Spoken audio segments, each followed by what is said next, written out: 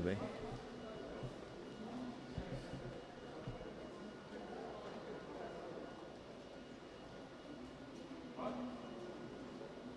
Senador, boa tarde. Boa tarde. Como o senhor está achando até agora a oitiva da Emanuela Medrades e como é que ficou a situação do Francisco Maximiliano? Ele vai depor amanhã mesmo? Ficou para qual outra data?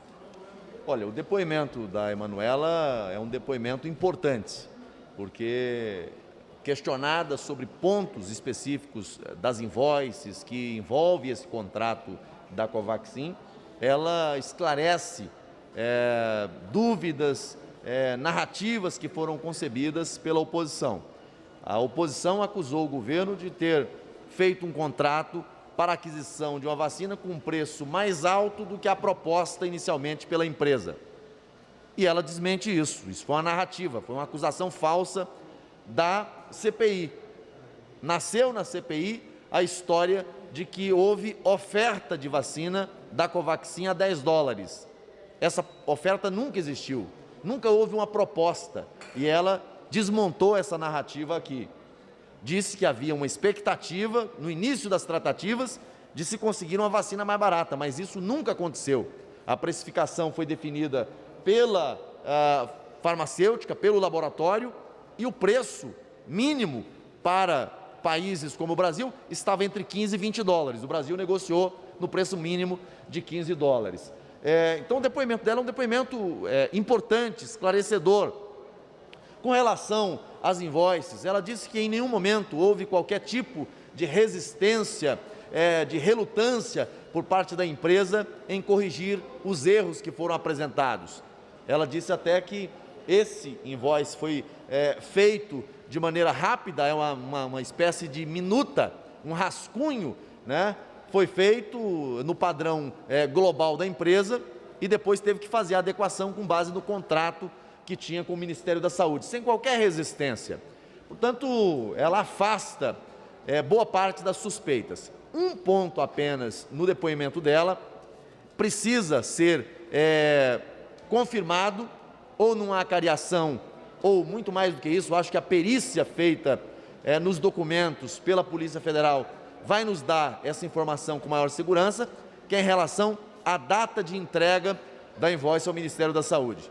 Porque o senhor Luiz Ricardo Miranda disse que foi entregue, que ele recebeu no dia 18, o senhor William também disse que viu no dia 18, e a empresa disse que esse documento só chegou ao Ministério da Saúde no dia 22. Alguém não está falando a verdade. Uma perícia feita pela empresa diz que o documento só foi apresentado à CPI também no dia 22. Ele foi encaminhado à CPI no dia 22. E o metadados dizendo que ele foi produzido no dia 19. Então, esse é o único ponto que precisa ser melhor explicado. E acho que a prova técnica, nesse caso, é justamente aquilo que vai afastar todas as dúvidas em relação a esse ponto. No geral, o depoimento dela é um depoimento que interessa ao governo porque repõe a verdade e afasta as narrativas. Fato é que a oposição está patinando sem provas. A oposição acusa sem evidências. Eles constroem narrativas para vender para fora, mas para o processo necessário são provas, evidências, são os fatos. Isso eles não conseguem. Então, na falta de prova, criam factoides, criam narrativas. Narrativa de que o governo comprou uma vacina com preço de $15, quando poderia ter comprado por 10. Diz que seria a vacina mais cara adquirida pelo governo. O governo não pagou um centavo nesse contrato. Nem um centavo de dólar ou de real foi pago nesse contrato. Mas a oposição disse que esse é o maior escândalo de corrupção do governo Bolsonaro. Veja, quem está dando atestado de honestidade ao governo Bolsonaro é a oposição.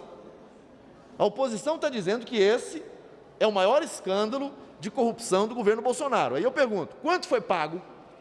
Zero, nada, nenhum prejuízo, nenhuma empresa beneficiada, nenhum lobista beneficiado, nada.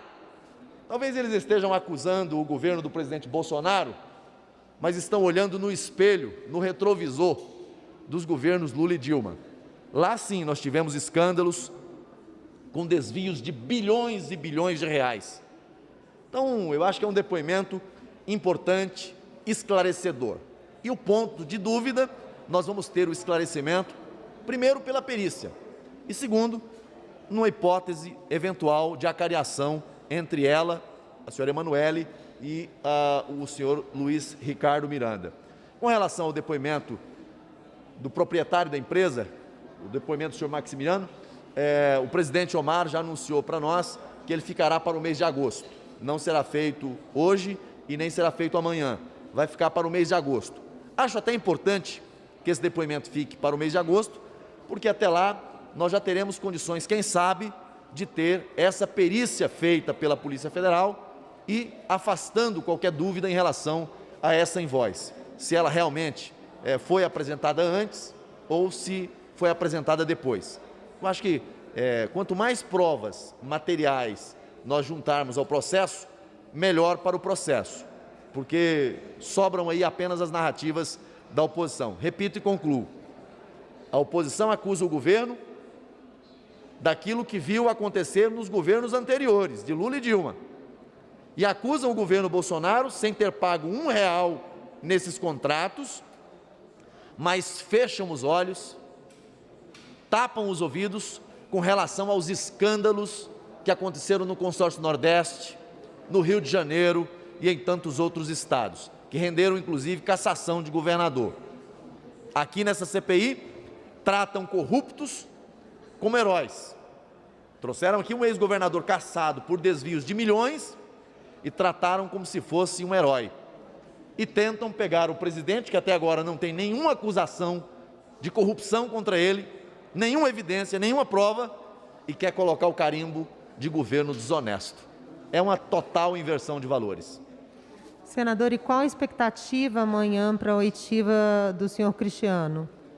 Olha, com relação ao depoimento dele, é um depoimento importante, porque nós tivemos aqui um depoimento de um policial que fez uma acusação grave, né? Uma acusação de que um servidor do Ministério da Saúde teria feito pedido de propina. Até agora, a bem da verdade, nenhuma prova foi apresentada. É apenas o depoimento, né, do senhor Dominguete. Qual prova apresentada? Qual evidência apresentada? Nenhuma. Então nós temos que ouvir o depoimento do senhor Cristiano, ouvir o depoimento das pessoas que estiveram nesse encontro, porque esse é o típico caso, me parece que nesse caso, é a típica situação da chamada teoria do crime impossível. Uma vacina que não existia, alguém estava negociando uma vacina que não existia, negociando sem ter nenhuma relação formal com a empresa, uma empresa que dizia ser representante de uma farmacêutica, mas que não tinha carta de representação, portanto, oferecendo o que não tinha, alguém negociando sem ter qualquer procuração para negociar. Mas virou um fato na CPI da pandemia. Veja, a CPI da pandemia é o circo dos horrores, é o teatro da maldade, é o campo do absurdo. Eles não querem investigar o que aconteceu no Consórcio Nordeste, onde você tem lá uma suspeita não, provas, evidências de crimes, desvios, falcatruas. Passaram a mão no dinheiro. Envolve 2 ex-ministros do governo Dilma. 2, além do senhor Gabas, tem um outro que agora é prefeito. O caso do Amazonas não aprofunda a investigação. Santa Catarina, Pará, Rio de Janeiro, aonde houve corrupção de verdade, corrupção para valer, a CPI blindou e não quer investigar. Mas fica dando palco aqui para uma negociação que me parece ser mais uma espécie de empresa 171, mais um lobby estelionatário. Eu acho que esse tipo de situação a gente tem que banir da vida pública e não dar palco para qualquer tipo de promoção. Mas vamos investigar. Esse é o papel da CPI. Só espero que investigue tudo e não seletivamente.